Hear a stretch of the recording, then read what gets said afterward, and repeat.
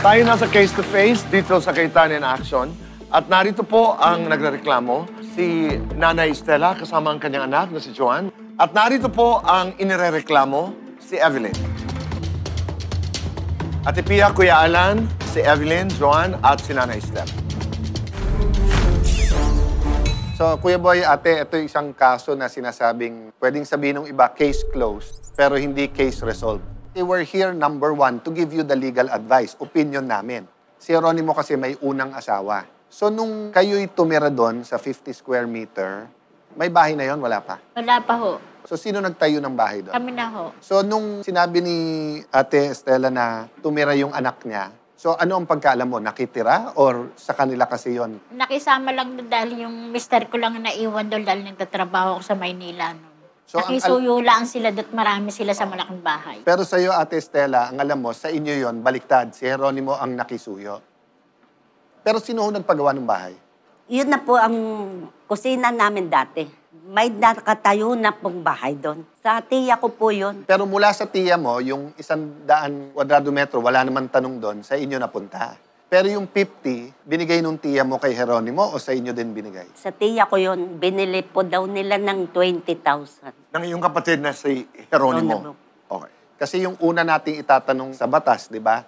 Sino ba may-ari niyan? Ang bumili si Jeronimo o kayong dalawa? Kami yung dalawa na magkapisa. Oo. No?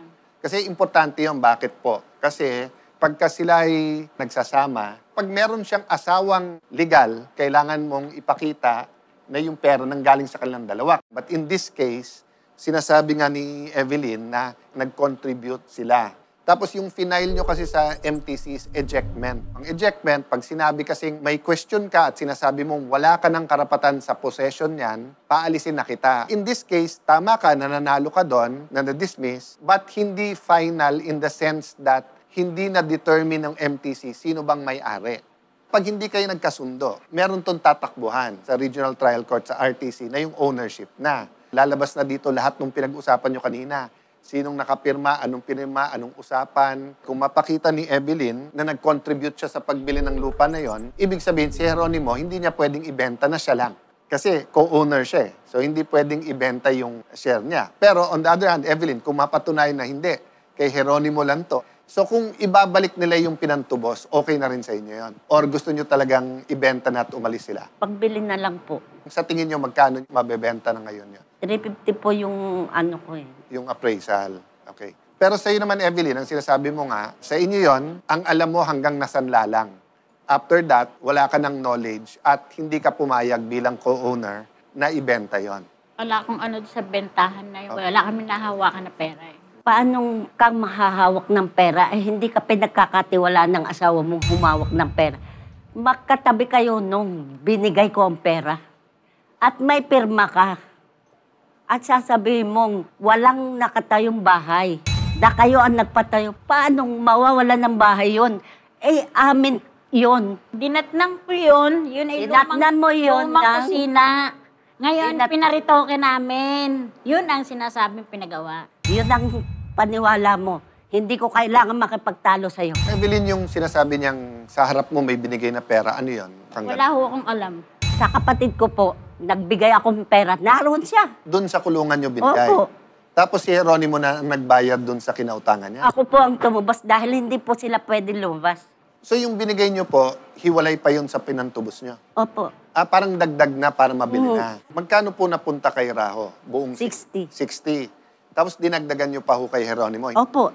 Na- 90. So ang total 150. Pero ngayon, ang halaga na ng lugar, mga 350 na. Kasi po, nagkaroon ng case, na-dismiss. Magkano po ang isang kada hearing? 5,000 po. Ilang hearing po?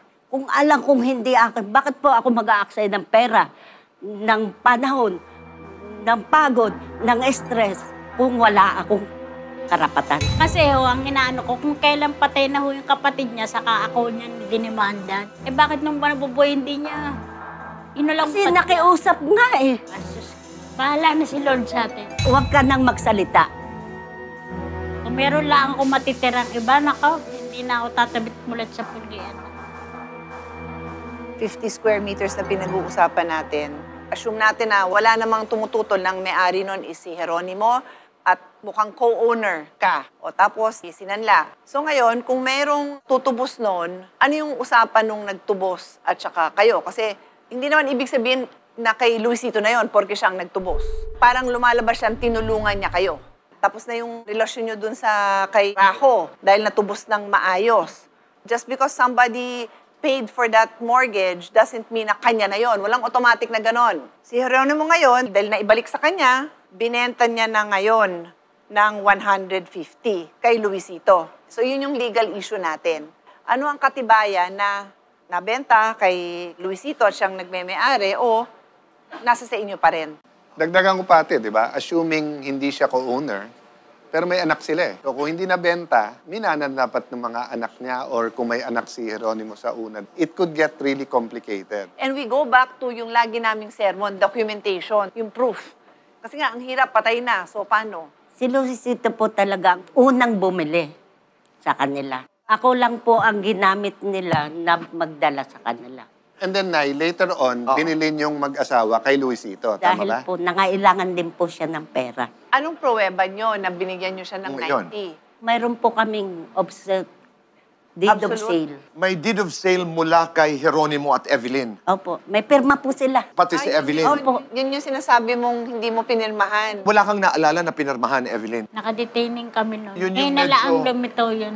Meron din ho kayong kasulatan ni Luisito na binili niyo po yung property mula kay Luisito. Opo, may deed of sale din po. Paano ho sila nagbentahan ni Luisito samantalang wala pa naman sa pangalan ni Luisito ang aming ano? Pwede ba yun? Hanggang ngayon, yung lupa na yun na 50 square meters, sabi mo, nasa pangalan nyo. Oh, paano na nagkabentahan sila magkapatid?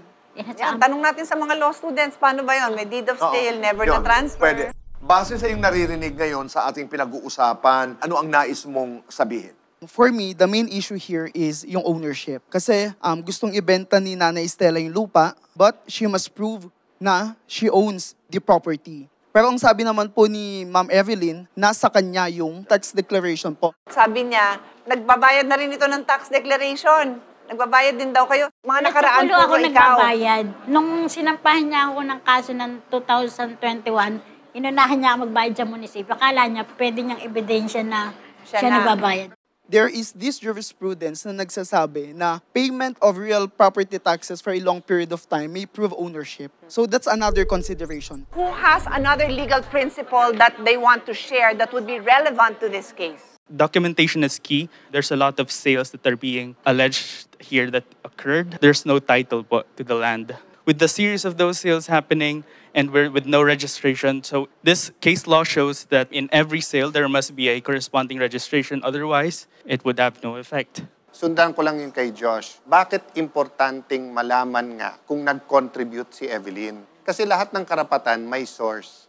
Kung mag-asawang legal, si Geronimo at si Evelyn, silang dalawa may-ari nun. Ngayon, nagsama sila as husband and wife pero meron balakid ang kanilang pagliligal na asawa. So, ang sinasabi ng batas, hindi automatic na pag binayaran mo o binayaran ni Geronimo, sa inyong dalawa na yan. Kailangan may actual kayong contribution. Kasi kung hindi mapatunayan na si Evelyn na may contribution, wala siyang pakialam as far as pagbenta ni Geronimo kasi hindi naman sa kanya to. But may pakialam siya kung tunay ang bentahan o hindi. Bakit? Kasi yung mga anak niya, anak ni Geronimo eh. Pwedeng manahin yon. Yung tax declaration na kaninong pangalan? Sa akin ho. Sa'yo kay lang. Geronimo. At dalawa din kayo. Nakahiwalay ba yung tax deck nung 50 or yung buong 150 ang tax deck? Nakahiwalay po yung 50 sa 100. So yung 100, wala pong tanong na sa pangalan nyo. Yung 50 na sa pangalan nila. Sa Geronimo po at saka sa kanya. Okay. Ang tax deck na sa pangalan ng isang tao, it could be a evidence of ownership. So hindi nag-iiba yung pangalan ng tax deck by merely paying it. Nagbabago yon pag nag-file ka. Nagpunta po kami ng sentro. Yung portion na yun po, wala pa po. Hindi pa po nakalista sa pangalan nila. Pero may tax deck po sa pangalan nila. Doon lang po sa ano. Pero sa sentro Yes. po. Kasi ang tax deck po, hindi po sa Bureau of Lands.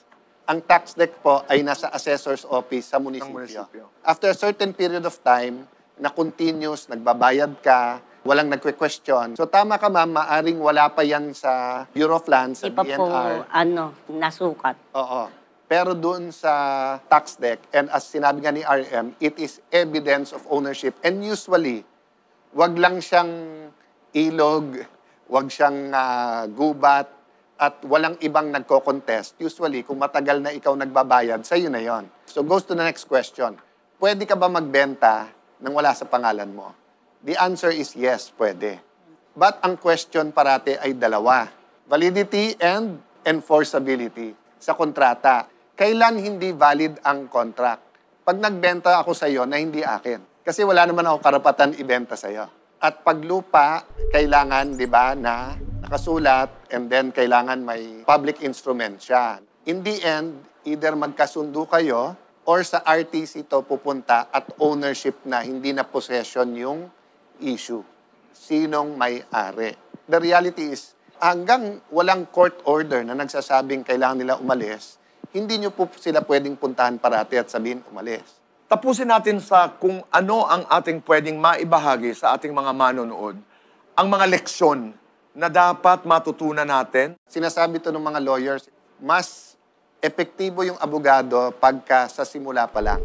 So sa unang bentahan, nag-usap na, tinignan na, may kasulatan na. Huwag kayo ma-open pag meron isang ka-close nyo nagsabing, isulat natin or konsulta tayong abogado. Yun ang gusto kong iwanan sa inyong advice. Klaro is klaro. So kung legal ang usapin, mag-consult sa abogado. Dokumento natin ng maayos. Okay. So ipagpapatuloy ho ng programa ang pakikipag-usap kay Nanay Stella, Joanne at kay Evelyn.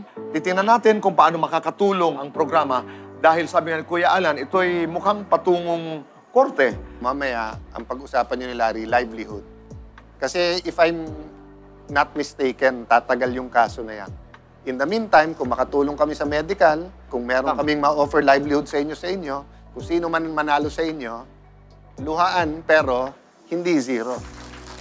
Maraming salamat. Ito naman ang isang katanungan na mainit na pinag-usapan po ito sa social media. Responsibilidad ba ng mga anak na tustusan, suportahan, tulungan ang isang magulang, lalo na pag siya'y nangangailangan? Ito po ang ihihingi ng payong kapatid ng ating bisita sa pagbabalik po ng...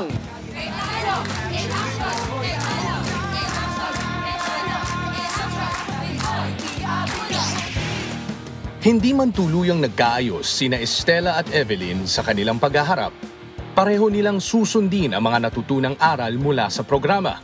Pag kami-kami lang may gulo, kung hindi batas po ang pairal. Kailangan talagang magkasundo ang mahirap yung laging mag-aaway. At para matulungan sila na magsimula muli at makahanap ng bagong pag-asa, sinamahan ng Cayetano in Action with Boy Abunda si Estela para mamili ng itlog at bigas na paninda sa food cart na bigay rin ng programa. Maraming pong salamat sa inyo. Mga groceries naman tulad ng mga delata, noodles at iba pa ang natanggap na tulong ni Evelyn. Napakalaking tulong ho sa amin. At nagpapasalamat po ako kay Kuya Alan, kay Ate Pia, at saka kay Tito Boy. Maraming salamat po.